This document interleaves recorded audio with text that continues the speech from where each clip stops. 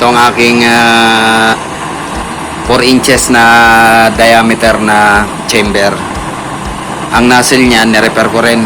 Pinalakas ko rin ang bandang ilalim. Okay, so ito ngayon ang kanyang performance.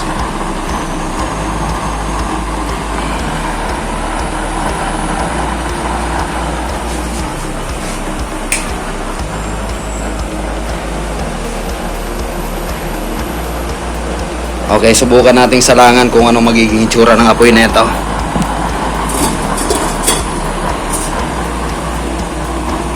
Okay din, blue flame din yung ating apoy.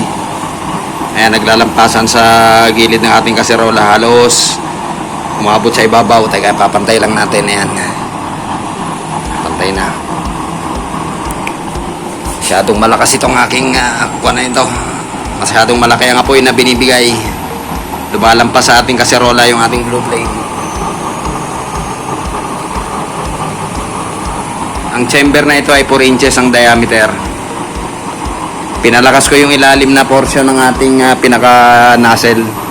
Kasi dati mahina ang performance na ito, ngayon malakas na siya. Yan, lampasan sa kaserola.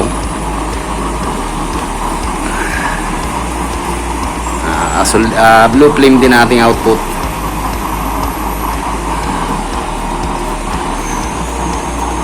So, okay rin ang pagkaka-repair ko sa kanya. Yung mga nozzle pa sa ilalim. Nagre-repair kasi ako ngayon ng mga nozzle. Gusto ko kasi sa mga nozzle kung may power, malakas. Kaya yung mga dati kong mga nozzle, maski blue flame na, nire-retoke ko ulit para mas malakas. Gusto ko kasi mas malakas. Gaya nyan. Na bumabaybay na, lampasan na sa ating kaserola yung kuhan. Ayan, lakas lang, may vapor formation kagad.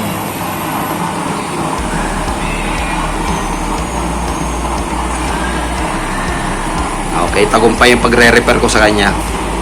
Ang ginagawa ko lang naman dyan yung mga butas, kung gusto kong palakasin, dinadagdagan ko ng laki ng butas sa ilalim para kung kayo magre-repair, ganoon din ang gawin nyo.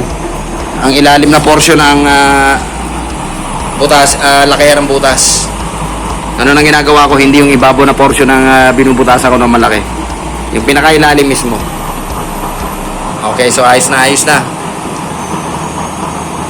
Malakas na ang performance niya ngayon.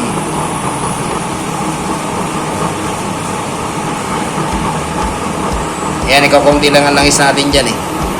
Tinesting ko lang kasi halos maubos na yung ating stock ng langis.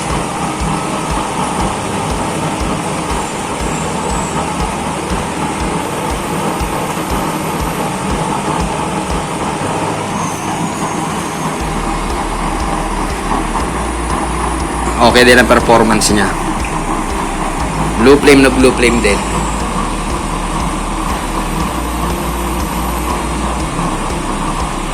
Okay, so tanggalin natin ang ating kaserola.